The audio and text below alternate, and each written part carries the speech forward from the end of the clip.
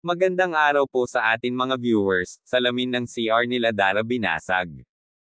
Yan po ang pag-uusapan natin ngayon sa videong ito. Isang mapagpalang araw po sa atin mga kaibigan at muli ay welcome back po sa aking YouTube channel.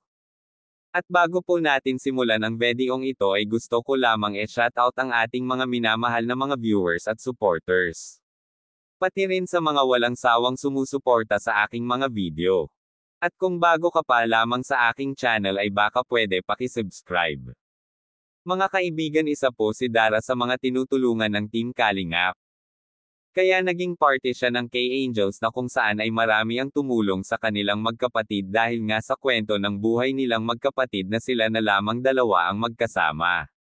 Simula kasi nang mawala ang kanyang nanay na yun ay nito sa sa depression. Ay naghanap naman ng trabaho ang kanyang tatay para may maipadala sa kanilang dekawa. Dahil kakaunti lamang ang kinikita nito sa paglalaki ng isda. Kaya kinailangan nitong umalis sa piling nilang dalawa. At ang ate naman nila ay ng asawa na ito, at ngayon na nakilala nila ang Team Kalingap ay thankfully siya at nagpapasalamat sa mga tumutulong sa kanya lalo na sa mga sponsor ni Dara na walang sawa na tumutulong dahil sa kalagayan nila ay dumagsa ang tulong sa magkapatid.